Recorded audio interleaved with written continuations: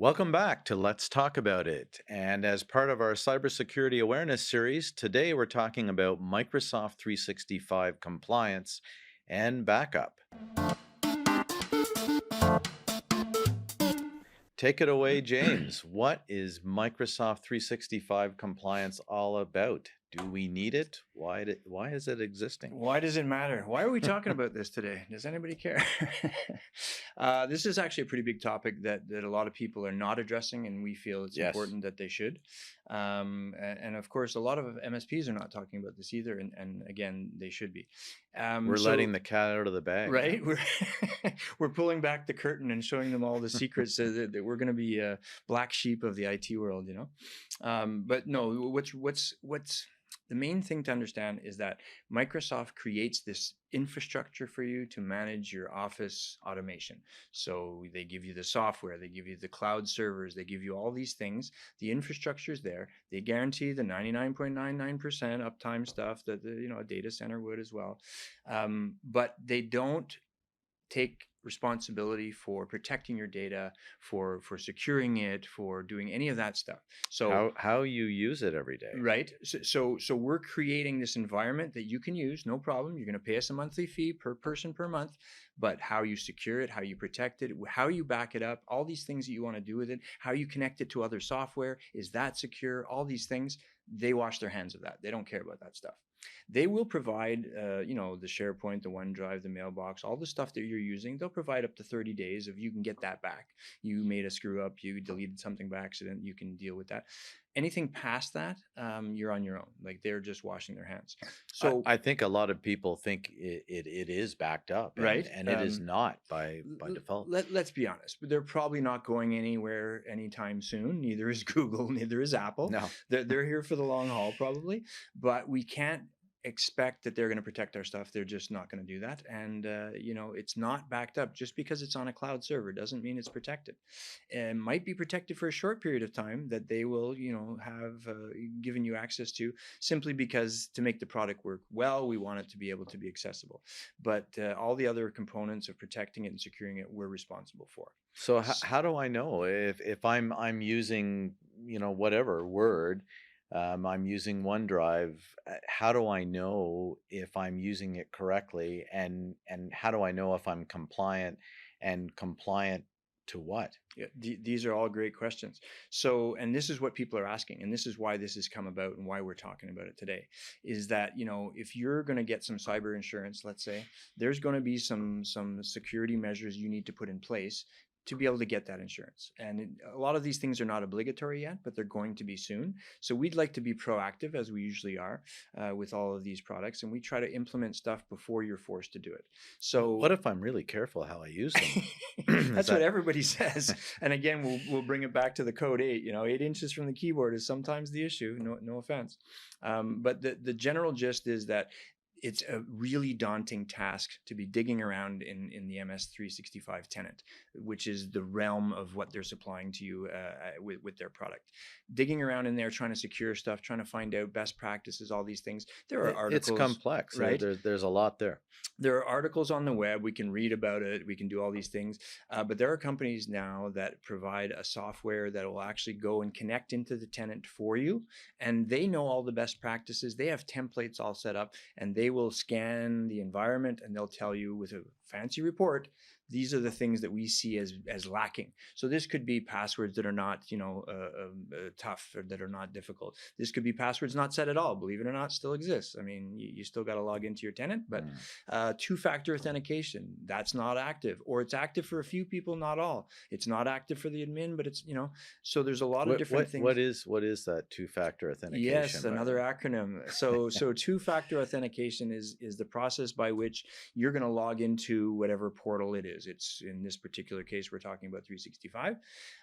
Potentially, that's a security risk. If somebody gets your password and get into your account, they can do a whole bunch of things. They can forward your emails other places.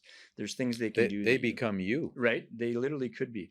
So two-factor, what that does is, yes, you have your password that should be strong, have characters and numbers and fancy things, but also you're going to get a code on your phone that says, is this you? I see you're trying to log into your account. Is this you? If it is, use this code as a secondary factor for how you're going to get into your mailbox. So typically the bad actors may be able to find your password, maybe on the dark web or whatever. The chances that they're going to be able to get your code that's on your personal cell phone when you're trying to log in, 0 to none. It's almost impossible that they would be able to get into your Right. mailbox. And two-factor, we were talking about it for your 365 account, but we should be doing this for all aspects, as far as I'm concerned. Yeah, it should be on everything you use that supports it, and it sometimes gets called MFA, multi-factor Multi-factor authentication. authentication as well. But It's same idea. It's Yeah, multiple you're factors not getting of into the portal authentication. you're trying to access without putting in that special code secondary to the password you have. Right.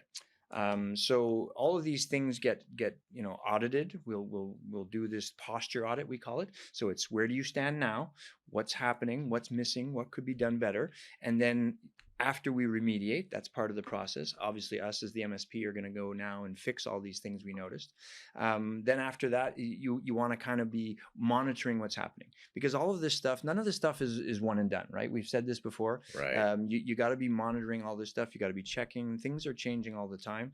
You use your race car analogy. I love that one. That's fantastic. Well, I mean, it isn't, again, it's not one of the one and done things that you do. Like maybe you prepare your car for a race that you're going in 2 months, and then you get to race day and There's a flat tire. There are problems with it. So Yeah. so you need to have all of these components. They really need to be ongoing. Agreed. Yeah. Security is a continuous effort. It's Yeah. same as your house. You can't lock your door just once. You need to lock it all the time. And why have an alarm system on your home, even if it's not being monitored by someone, in Right. case something does go wrong? You got to send the police, or you got to verify, was that a real alarm trip? That's exactly it. So the monitoring and management aspect, we talk about this all the time, is what an MSP does well. So that's part of it, right? Is there's the posture monitoring. How are you? Has anything changed in your environment? And then of course there's the best practices. These are the things that we think you should be doing based on, maybe you need to be compliant to some sort of a standard. In Quebec, we have the Loi 25, which is helping nonprofits to protect the data of their citizens, of their volunteers, of the people that they service. Let's say in a food bank, for example. So any data that we're collecting on people's behalf, you need to protect that. You can't just have people's social insurance numbers and health status and things like that available for anyone to steal.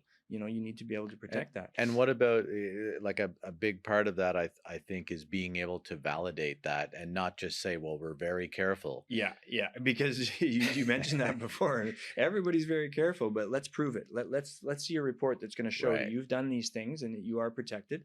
And a lot of these reports are valid for these cyber insurance companies and such. So it would be proof that you've done what you said you're doing, and you're protecting this stuff properly. I think a lot of business owners are going to be very concerned about this. How are things going? Because it's all smoke and mirrors for them, right? They don't understand. Even for us sometimes, don't you find it aggravating going into the tenant and they've moved extremely stuff again? complex. It really is. So I mean, this allows you to apply templates that are best in class and fit with the different compliances that you need to meet, and then validate it. Yeah. And then, of course, the ongoing monitoring of what's been happening, having agents on the computers, making sure we're watching. That's also an added benefit for, I don't know if you've heard of this term, shadow IT, where there is softwares that are being installed by maybe the marketing manager that they were going to implement at some point, never did. It's sitting there with a very weak password. It's an exposure to that company through that software. So these agents will monitor all that. They'll give us a report. That kind of thing you're seeing more and more today. You are.